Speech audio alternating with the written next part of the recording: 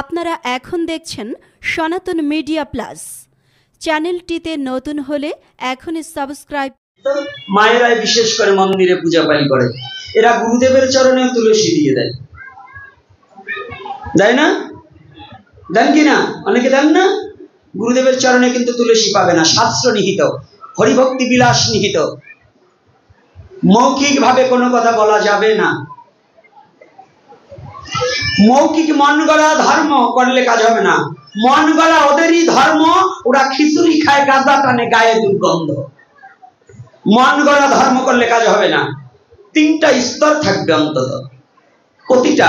গুরুদেব আমার প্রথম স্তরে, গুরু ভিন্ন গোবিন্দকে পাওয়া যাবে না, কিন্তু গুরুই ভগবান নয়। কি করে?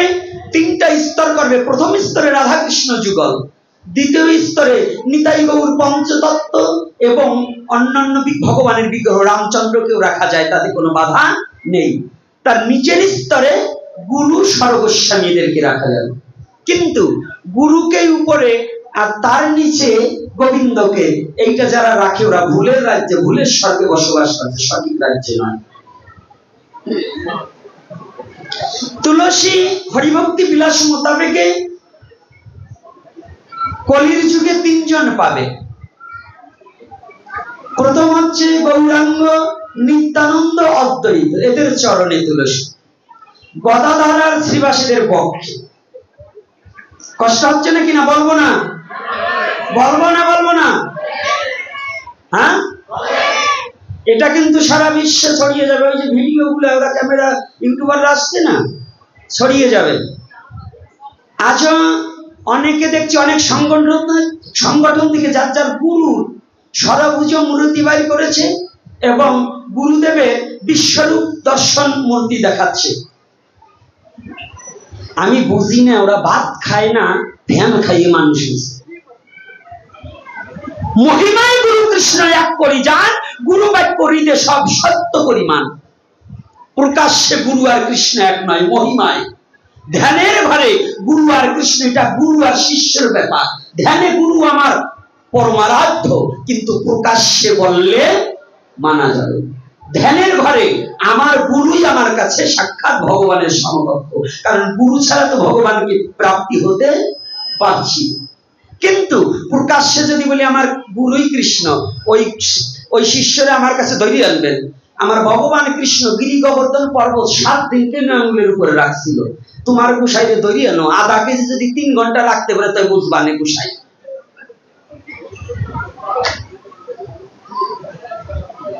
এই যারা সাক্ষাৎ কৃষ্ণ আর গুরু এক কয় মুখে যে আমার গুরুই কৃষ্ণ, ওইগুলো হইল ওই চৈত্য গুসাই মৈত্রীয় শিষ্য।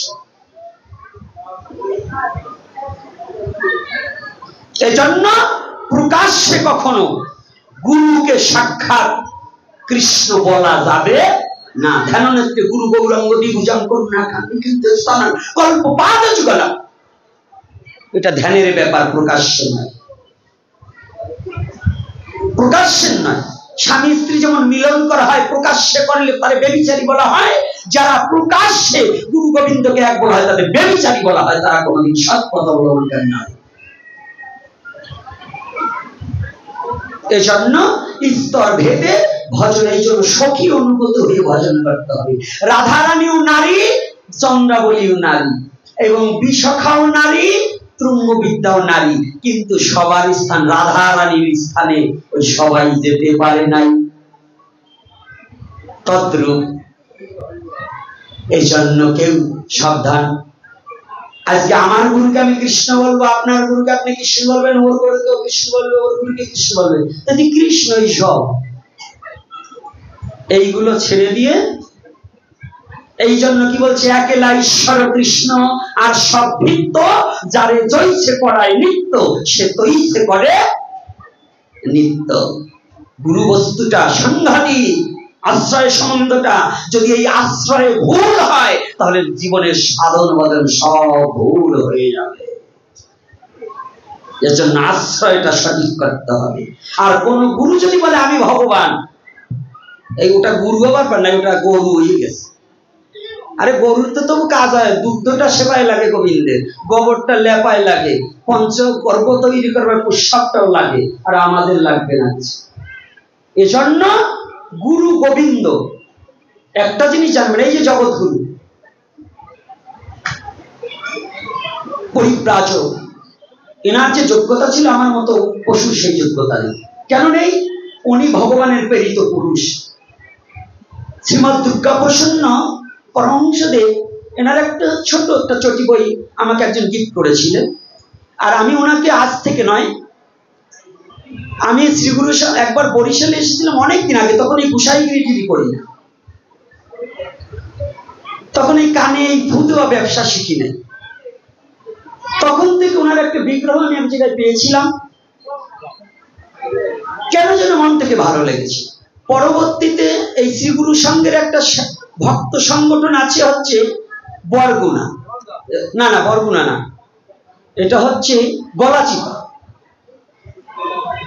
গলাচিপা আছে না একটা সংগঠন, গলাচিপা বাজারে। আমি আর ছবি খুঁজে পাই না। পরে ঠাকুরের ইচ্ছায় আমি ওই সঙ্গে একটু পাঠ করবার আসার পরে আমি বললাম, বাবা আমাকে একটু গুরুদেবের একটা বিগ্রহ দেওয়া যায়? তার সঙ্গে ওই ভদ্রলোক বাবাটা খুব ভালো, একটা বিগ্রহ একটা চটি গ্রহণ করিলেন। ইনি যা জীব হিতের জন্য যে কথাবার্তা গুলো বলেছে, এর 10টা কথা যদি এই শ্রীগুরু সংঘের কোন ভক্ত প্রতিপালন করতে পারে, সে সাধারণ মানুষ থাকবে না, সেও মহাপুরুষ হয়ে যাবে। কিন্তু আমাদের মধ্যে বাবা, আবার আপনাদের বলছি না, এই জায়গার সংগঠন কেমন আমি জানি না, আমি চরণে হাত রেখে বলছি, আপনাদের বলছি না। কিন্তু আমাদের সমস্যা হচ্ছে কি জানেন, এই সংগঠন তৈরি করবা দিয়ে সভাপতি, সেক্রেটারি, কোষাধ্যক্ষ, সহ কোষাধ্যক্ষ, এইগুলো নিয়ে এই অভিমান অহংকার বেজাল বাদাইয়ে গুরুদেবের বাক্য শেষে ভুলে যাই, আমার বাক্য নিয়ে দৌড়াদৌড়ি করি, তখন আর গুরুদেব মনে করি না। এইটা যতদিন থাকবে ততদিন আপনি গুরুদেবের সঠিক শিষ্য না। আপনার কিচ্ছু হতে হবে না, আপনি শুধু গুরুদেবের অনুপাতে গুরু আজ্ঞা পালন করে কর্ম করে যান। আপনার উন্নত আসনে বসতে হবে না, আপনাকে গুরুদেব কৃপা করে বসিয়ে দেবে, কেউ আর নামাতে পারবে না, কেউ নামাতে পারবে না। আর যদি আপনি তার বাক্য ছাড়া নিজে হাম বড়লোক হতে চান, তাহলে গুরুদেব কৃপা করে আপনাকে এমন সুবানি দেবে, এমন কলঙ্ক লাগিয়ে দেবে, এই কলঙ্ক আপনার মৃত্যু পর্যন্ত আর উঠবে না। এজন্য সাবধান, গুরুচরণে আশ্রয় হয়ে ওই আশ্রিত হওয়ার পরে যেন এমন কোন কর্ম না করা হয় যে জীবনটাই কলঙ্কিত হয়ে যায়।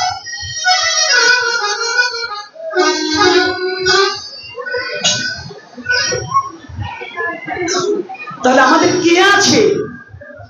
এই যে কথাটা মায়েরা, দাপর যুগে রাধা কৃষ্ণ, রাধারানীর চরণেও কোন কোন ভজনের দুষ্টারা বলেছে রাধারানীর চরণেও তুলসী দেওয়া যাবে না, কোন কোন জায়গায়।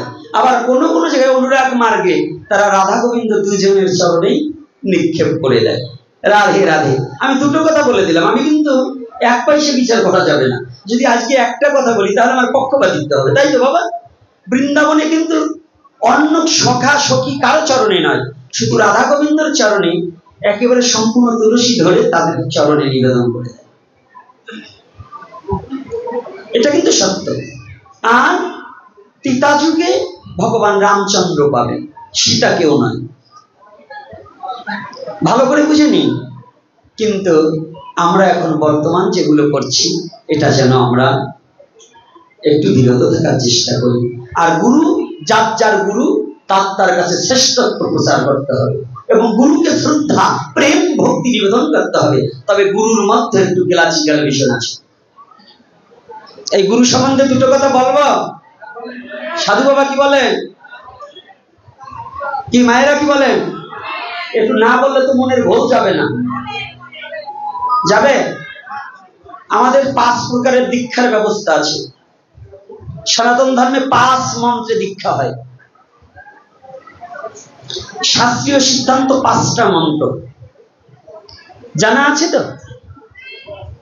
সৌর, শাক্ত, শৈব, গানপত্য আর বিষ্ণু মন্ত্র মানে কৃষ্ণ মন্ত্র।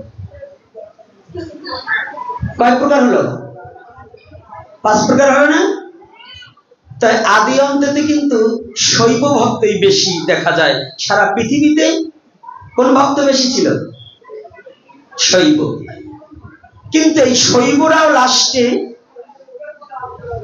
শৈব মন্ত্রে দীক্ষিত হওয়ার পরেও পুনর্বার কৃষ্ণতন্ত্রে আবার সংস্কার হয়েছে, বহু দেখা যায়। কি হলো ওখানে? কি ঝামেলা? বাবা আর অল্প একটু সময়, একটু ক্যাচ ক্যাচ করবেন না, এরপরেই আপনাদের অধমাই মুখ পোড়া হনুমানটা আপনাদের চরণ ছেড়ে চলে যাবে। আর বেশি সময় নেই, সময় অনেক হয়ে গেছে। হ্যাঁ, তারপরে আজকে কথা দিয়েছি যে একটু বেশি করবো, তাই কিন্তু হিসাব অনুপাতে আজকে বেশি হয়ে গেছে। তারপরেও যে কথাটা সময় যখন পেয়েছি, আর জীবনে আপনাদের চরণ ধরি পাই বা না পাই, এরকম একটা সুন্দর পরিবেশ অনেক জায়গা হয় না। আজকে দুটো কথা বলবো। গুরু হতে হবে নিষ্ঠাচারী, ত্যাগী। গুরু যদি ভোগী হয়, গুরুতে যজ্জাতীয় ভাব, শিষ্যতে তজ্জাতীয় ভাব, গুরু কৃপাতে শিষ্য তজ্জাতীয় ভাব সঞ্চারিত হয়ে যায়। গুরু যদি ত্যাগী না হয়, তাহলে একজন শিষ্যকে ত্যাগী করা সম্ভব না। তাহলে একজন ত্যাগী গুরুর কাছ থেকে দীক্ষা শিক্ষা গ্রহণ করা একান্ত বাধ্যতামূলক। একজন ত্যাগী গুরু খুঁজতে হবে, ত্যাগী পুরুষ। তবে ত্যাগী হলেই হবে না, ত্যাগ করিল শুধু নারী, তাতে কি হয়? ব্রহ্মচারী। আমি নারী ত্যাগ করলাম, আমার বিয়ে করলাম না, তাতেই কি ব্রহ্মচারী হয়ে গেল? আমি বিয়ে করলাম না, আবার সেবাদাসী ওই পরের বিধবা মহিলাকে আবার নিয়ে ভাগালাম, এটাই কি হবে? লয়ে নিজ না ঘুচাইতে বেবিচারী, তবু সে ব্রহ্মচারী। বিয়ে না করলেও ব্রহ্মচারী হওয়া যায় না, আবার বিয়ে করার পরেও ব্রহ্মচার্য নষ্ট হয় না, যদি সেই শ্রীরূপ গোস্বামী সঠিক তত্ত্বটাকে সে অবগত করে ভজন করিতে পারে। রাগ করবেন না। এক শুধু ব্রহ্মচারী বিয়ে করিলেই বিদে আমার গান গাইয়ে দেবো তা না। সত্য যেটা সেটাকে স্বীকার করতে হবে। যে সত্যকে স্বীকার করতে পারে না, ওর বাবার সঠিক সন্তানই না। সত্যকে যে স্বীকার করতে পারবে না, সে তার বাবার সঠিক সন্তান হয় কি করে? সত্য তো সত্যই। কষ্ট পাচ্ছেন? এটার নাম সনাতন ধর্ম, আর সনাতনই সত্য। আর যে সনাতনে জন্মগ্রহণ করে সনাতনকে যে অস্বীকার করে, জানবে ওর বাবার জন্মের। এই যে একটু চিকন গাই দিলাম, এইবার বুঝি না, বলবা চাইছিলাম না। আমার নিয়ে এই কমিটি খুব ভয় পাইছে। ঠিক করার আগে কমিটি মনে মনে বলে উনি তাবল তাবল পাগলা মানুষ, আবার কোনটা বইলে জালো কাঠিতে আগুন ধরায়। আমার ছেলেরে বলে অন্য কোনো কেন নিজের ধর্ম ছাড়া জন্য। আপনারা কেমনে ভাবলেন আমার সনাতনে কি কম আছে? হ্যাঁ, আমার সনাতনে যা আছে পৃথিবীতে সবাইকে ধার দিতে পারি, আমার সনাতনেতে সবাই বাঁচতে পারে, আমার সনাতন কার কাছ থেকে ধার আনতে হয় না। আমি সেই ধর্মে জন্মগ্রহণ করেছি, আমার ধর্মের কথাই আমি বলি, আমি কারো ধর্মের কথা বলবো।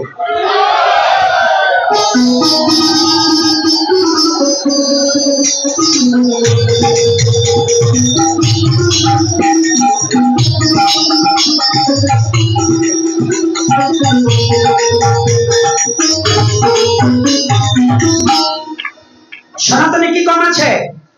আমার টাকা না থাকলে তো আর একজনে ধার করবো, তাই তো? আমার চাল না থাকলে আর একজনের কাছে যাবো। যদি আমার থাকে সব, আমি আরো 50 জনকে চালাতে পারি, তাহলে আমি কার কাছে ধারে যাব? সনাতন ধর্মে যে জন্মগ্রহণ করেছো, পৃথিবীতে কোনো কারো কাছে, কোনো ধর্মের কাছে তোমার হাত পাততে হবে না। একটা শাস্ত্রের জন্য, একটা তত্ত্বের জন্য, একটা সিদ্ধান্তের জন্য।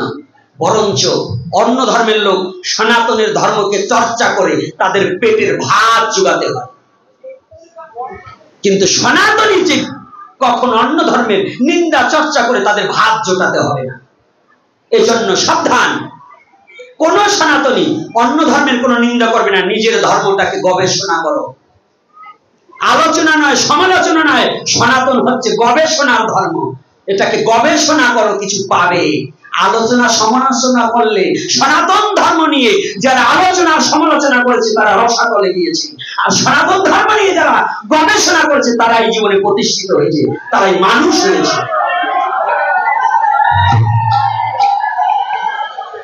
এই জন্য কমিটি ভাবনা ভাববেন, আমার যতগুলো বিচার দেখবেন, আমি কোন ধর্মের নিন্দা করি না, প্রতিটা ধর্মকে আমি শ্রদ্ধা করি। তবে আমাকে প্রভু যে ধর্মে পাঠিয়েছে এটা আমার কাছে শ্রেষ্ঠ ধর্ম। এই জন্য কোন ধর্মের কাছে আমার হাত পাততে হবে না।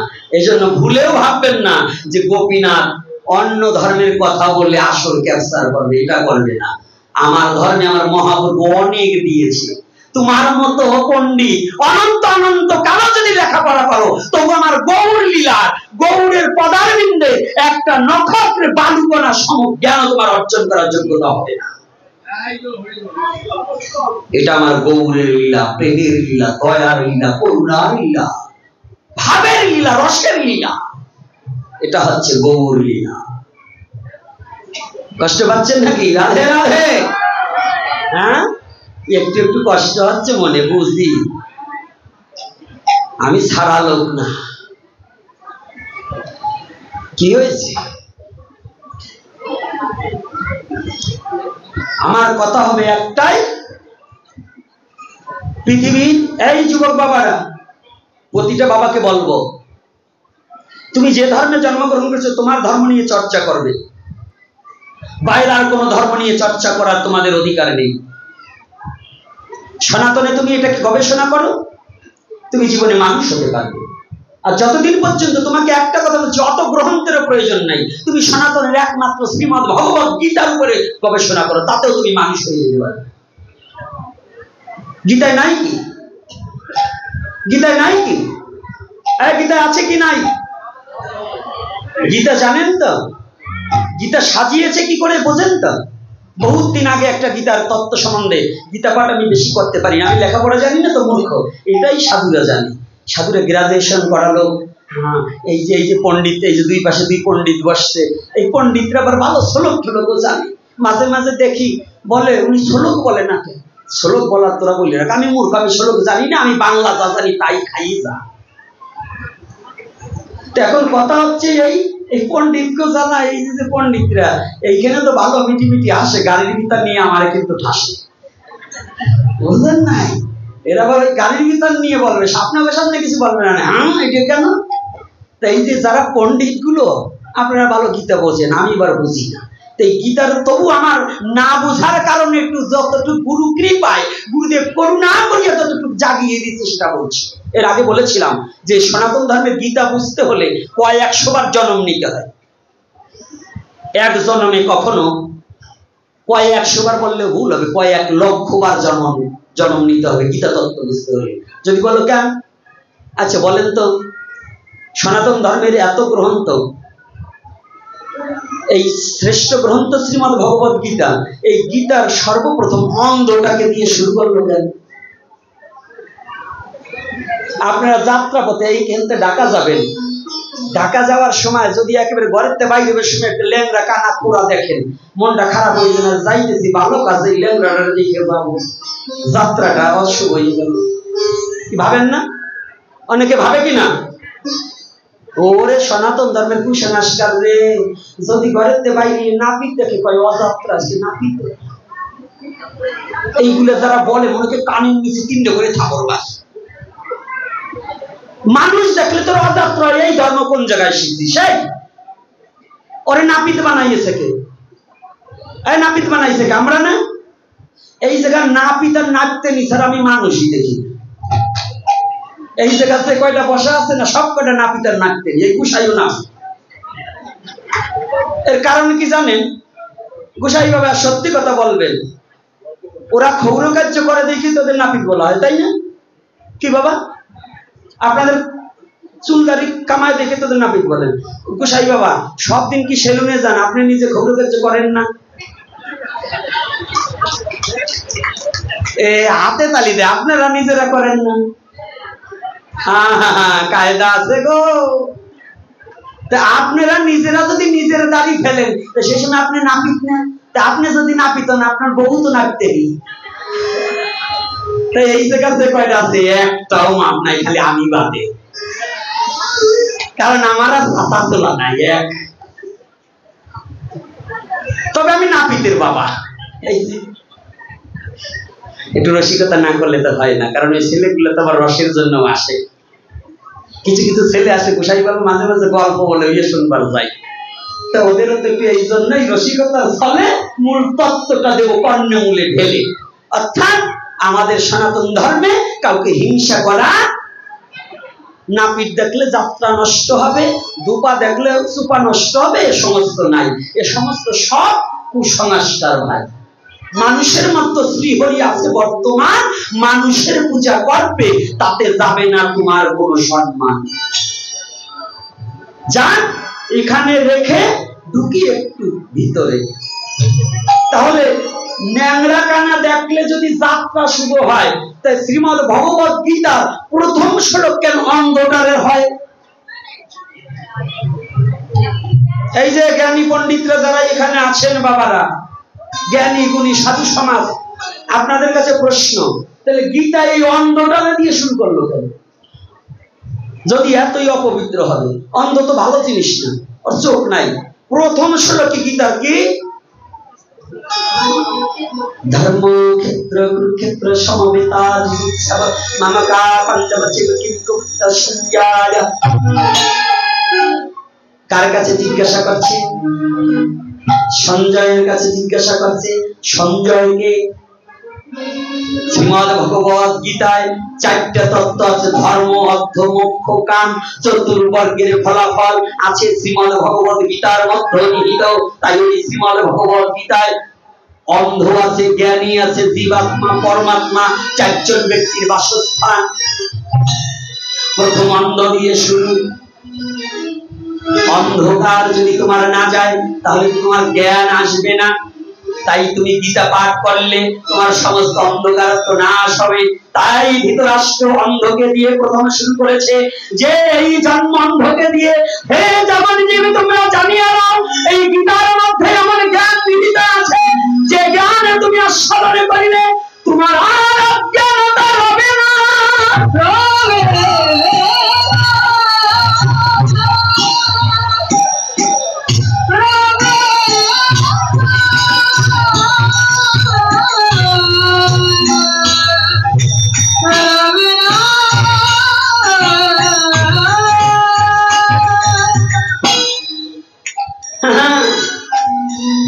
গীতা, শ্রীমদ ভগবত গীতা। এইবার অন্ধের পরে কার কথা? সঞ্জয়ের কথা। এইবার তুমি জ্ঞানী হলে। সঞ্জয় মানে জ্ঞান। এত লোক থাকতে কুরুক্ষেত্রে সঞ্জয়ের কাছে জিজ্ঞাসা করলো কেন? আমরা যদি ভালো মন্দ জিজ্ঞাসা করি কার কাছে? বোকা লোকের কাছে না জ্ঞানী লোকের কাছে? আর কার কাছে? তাই জ্ঞান মানে সঞ্জয়। গীতা তত্ত্ব রায়। এইবার আমার সঞ্জয় যখন জ্ঞান হয়ে দাঁড়ালো, ধৃতরাষ্ট্র সঞ্জয়ের কাছে জিজ্ঞাসা করিল,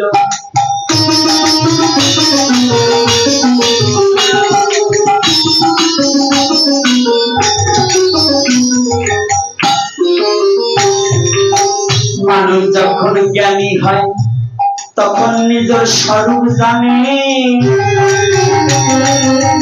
নিজের স্বরূপ জানতে পারলে ঈশ্বর তত্ত্ব মানে।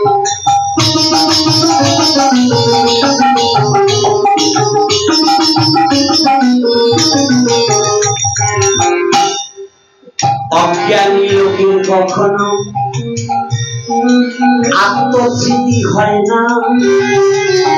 অজ্ঞানী লোকে কৃষ্ণ ভজন করে না।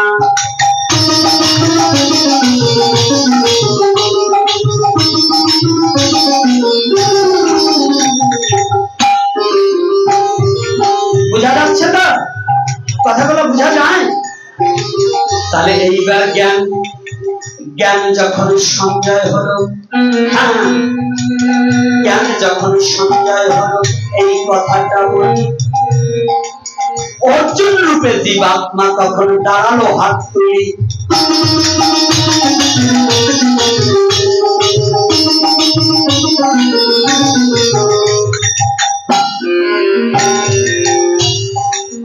এইবার যখন ধীরে ধীরে একটা কথা বলিবারে চাই, দুই একজন ছেলে পিছনে চলে যাও বাবা তাই।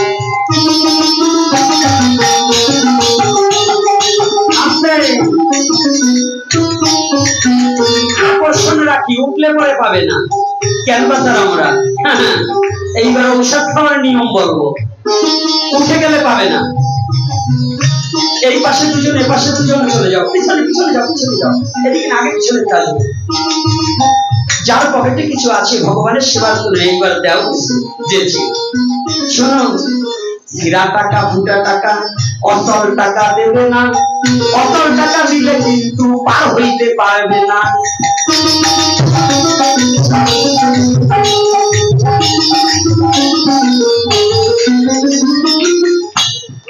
অনেকে কিন্তু দক্ষিণের টাকা হীরা দেটা চলে না, ওই যে চালাবাস নাই। সাবধান, ওই যে চালালে কিন্তু ভগবানকে বলে দেবো আমি, মধ্যে নদীতে নিয়ে নৌকে ডুবাই দেবে, হীরা টাকা দেবে। তাই বা শুনুন, জীবাত্মা অর্জুন হলে সামনে তাহা কয়, স্বরূপ তত্ত্ব জানলে পরে নাই কো তাহার ভয়।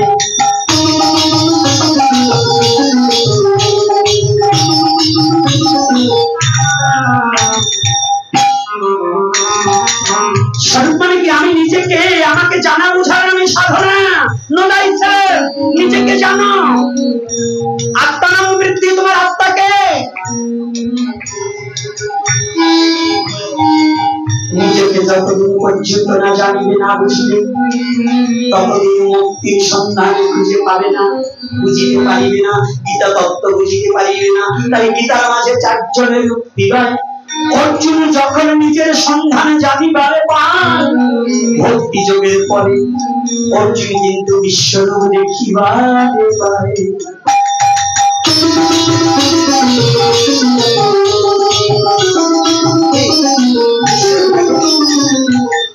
এইবার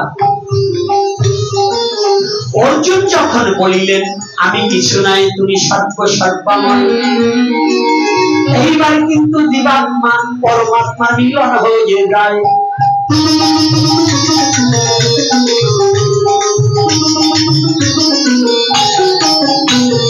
এই গীতার মাঝে সর্বতত্ত্ব লুকায়িত যাচ্ছে। জ্ঞানবান লোকে কিন্তু গীতা তত্ত্ব খোঁজে।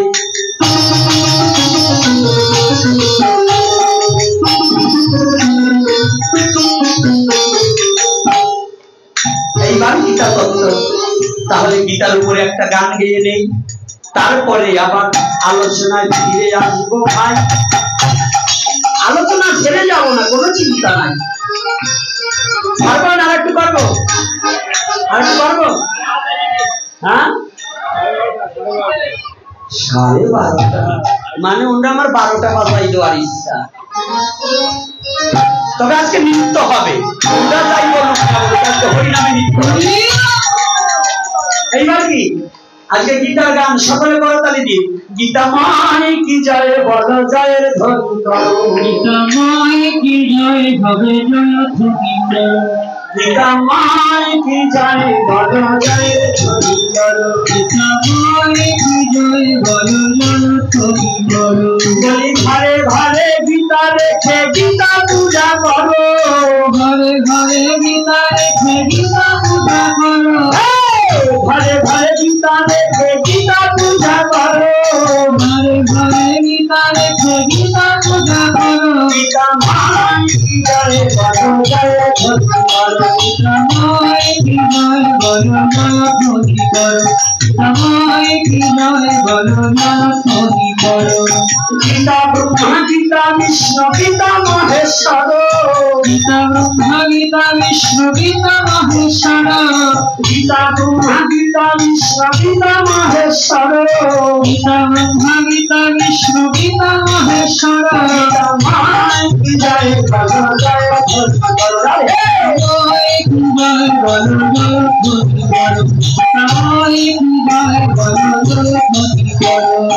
গীতাই হবে একমাত্র পারের সম্বল, গীতাই হবে একমাত্র পারের সম্বল, গীতা হবে একমাত্র পারের সম্বল, গীতা হবে একমাত্র পারের সম্বল।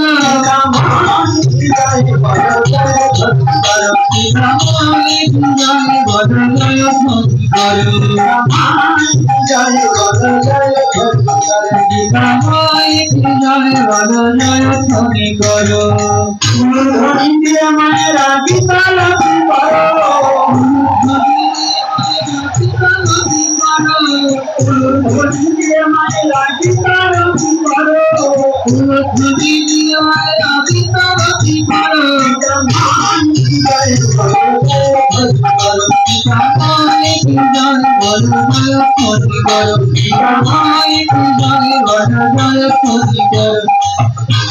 আর ঘরে ঘরে গীতা লেখে গীতা পূজা করো, ঘরে ঘরে গীতা লেখে গীতা পূজা করো, ঘরে ঘরে গীতা লেখে গীতা পূজা করো, ঘরে ঘরে গীতা লেখে গীতা পূজা করো।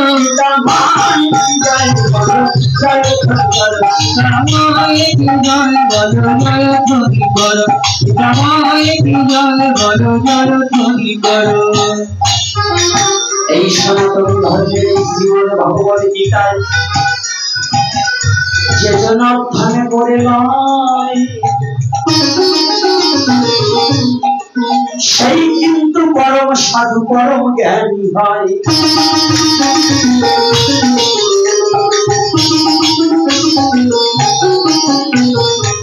গীতা তত্ত্বের মাঝে আছে ভক্তি জ্ঞান মিশ্রিত, এই কারণে ভক্ত যারা গীতায় হয় তো আশ্রিত।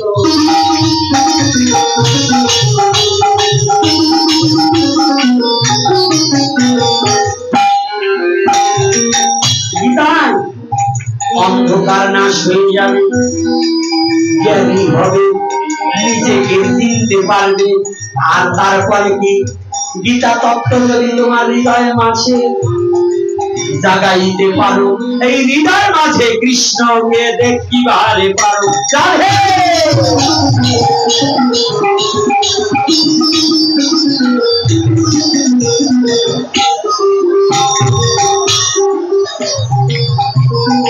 এই হৃদয়ের মাঝে কৃষ্ণকে দেখতে পাবে, এটা সনাতন ধর্মের কথা, এটা শ্রীমদ্ ভগবত গীতার কথা।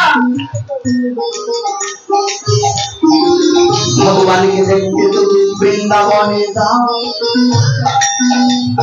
হৃদয় মাঝে থাকতে কৃষ্ণ তারে না দেখতে পাও।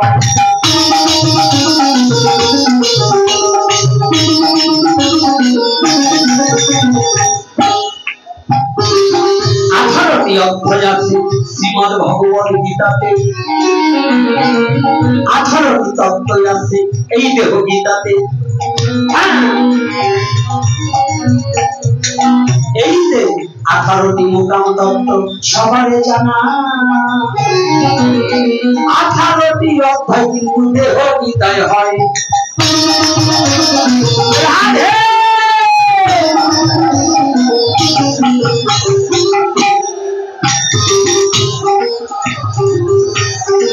এই গীতা পাঠ করবো না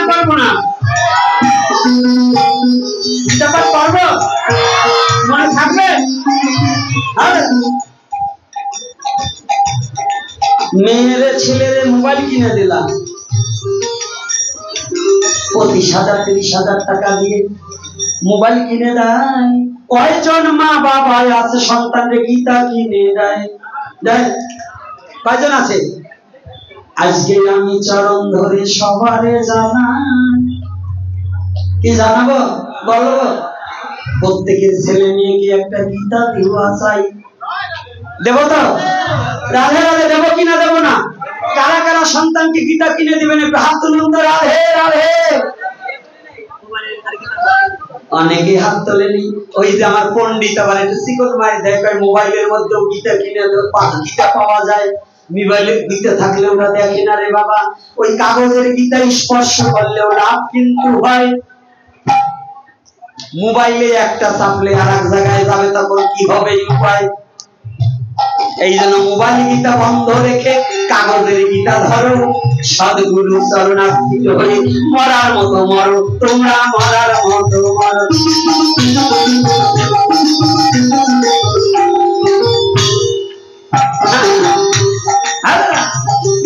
সনাতন ধর্মে কায়দা আছে বাবা, কায়দা আছে না?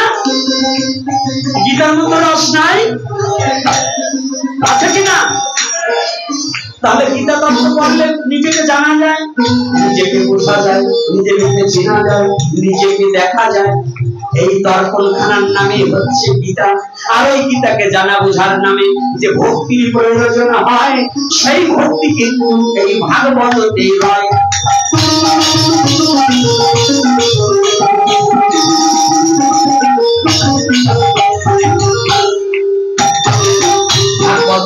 ভক্তি শাস্ত্র সবারে বলি, তাই ভুল ত্রুটি মার্জনা করে দিবেন চরণ ধুলি।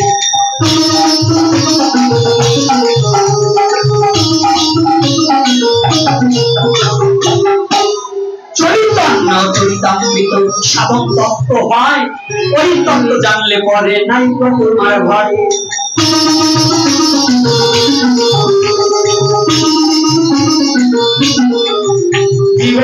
সকল ভয় তো দূরে যাবে, দূরে যাবে, সকল ভয় তো দূরে যাবে, সকল ভয় তো দূরে যাবে। ওই গৌর চরণে আশ্রয় নিলে সকল ভয় তো দূরে যাবে, ওই গৌর চরণে আশ্রয় নিলে সকল দুঃখ দূরে যাবে। ওই চরণে আশ্রয় নিলে সকল ভয় তো দূরে যাবে, ওই চরণে আশ্রয় নিলে সকল দুঃখ দূরে যাবে। ওই অভয় চরণে আশ্রয় নিলে সকল ভয় তো দূরে যাবে, ওই অভয় চরণে আশ্রয় নিলে সকল দূরে যাবে। আমি বলছি ভয় দূরে যাবে, আমার পাগল বলছে সকল অভাব দূরে যাবে। একেবারে বাস্তব কথা। যদি বাবুর চরণে, গুরু গোবিন্দের চরণে যদি কেউ শরণ নিতে পারে, তার সকল জীবনের অভাব পরিপূর্ণ হয়ে যাবে, তার কোন অভাব থাকবে না।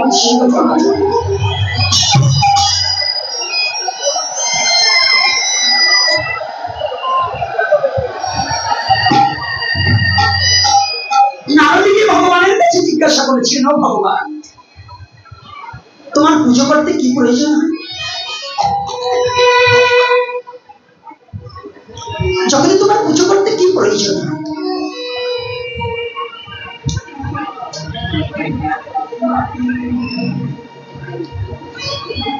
ভগবান বলছে, কেন রে? বলছে, তুমি তো ধনের ভগবান, ধন সম্পদ দিয়ে যে তোমাকে পূজা করতে পারো, তুমি তার হয়ে যাও। বলছি, না না, যদি বিশ্ব জগতে আমার পুজো করতে হয়, আমি ধনীর নইনি, আমি মানির নইনি, আমি জ্ঞানীর নইনি, আমি যে কাঙালের ভগবান হয়ে যাই।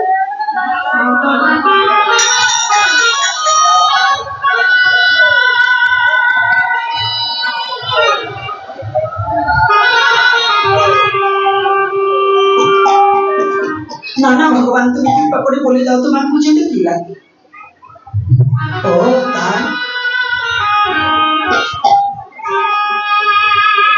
নারদ, যদি কারো ষোড়শ পূজনে পুজো না করতে পারে, ওই যে বৃক্ষ দেখেছ না, তুলসী বৃক্ষ, অন্য কোনো বৃক্ষ নয়, ওই তুলসী বৃক্ষের দুটো পাতা চয়ন করে এনে যদি কোনো ভক্তজন, যদি কোনো রসিকজন, যদি কোনো ভাবুকজন, যদি কোনো রসিকাগণ ওই দুটো তুলসী পাতা চয়ন করে এনে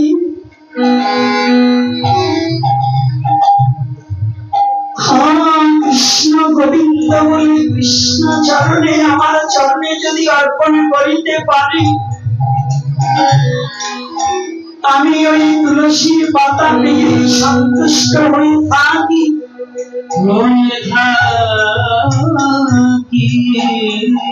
নারদ চালাক ভক্ত, চতুর ভক্ত। নারদ বলছে যদি মনে করো কোন বৃক্ষে তুলসী না থাকে,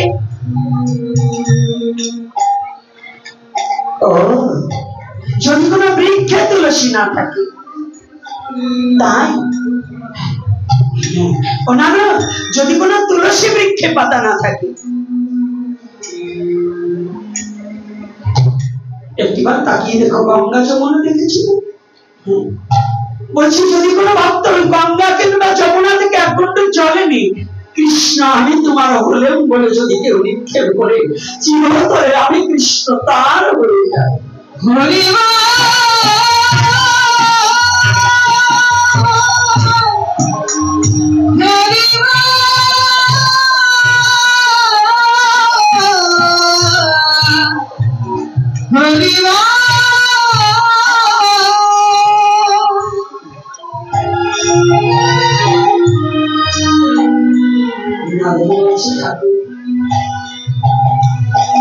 ও ভগবান,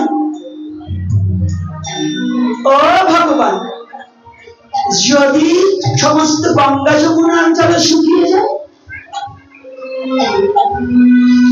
ভগবান বললেন আমি যা জানি। নারদ বললেন, নারদকে বলছে নারদ আমি যা জানি তুমি তা জানো।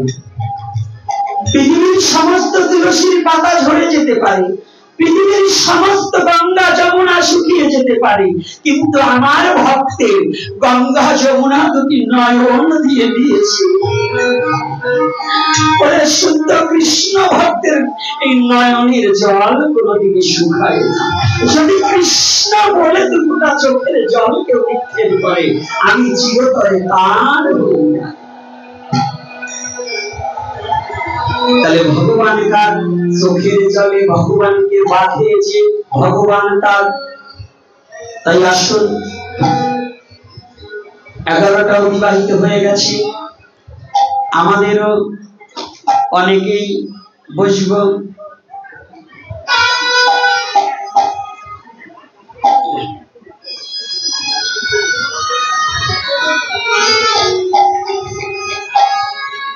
আস্তে আস্তে ধীরে ধীরে আপনাদের কাছে বলি, এখন কিন্তু ফিরে নেব এই কৃষ্ণ কথার বলি। এখন কিন্তু কৃষ্ণ কথা বিশ্রাম দিতে চান। এর চেয়েও হয়তো যদি আবার কোনদিন দেখা মেলে, সেদিন বেশি বেশি কৃষ্ণ কথা বলিবারে চাই, নাকি? আর আজকের বচন ভঙ্গিতে, কথাবার্তায়, এই দুদিনের আলোচনায় যদি কোনো ভক্তজনের হৃদয়ে ব্যথা পেয়ে থাকে, মায়েদেরও অনেক ধমকি দিয়েছি, অনেক কটু কথা বলেছি, নিজের সন্তান রূপে, বাবারাও নিজের সন্তান রূপে ক্ষমাসুন্দর দৃষ্টিতে দেখে আপনাদের চরণে একটি হতভাগা দাসকে স্থান দেবে। আর আজকে আমাদের এখানে হরিকথা বিশ্রাম রেখে আমার নিজের লেখা একটা গান গাবো, তারপরে আমার এই ছেলেটা আপনাদের আরো গান গাবে।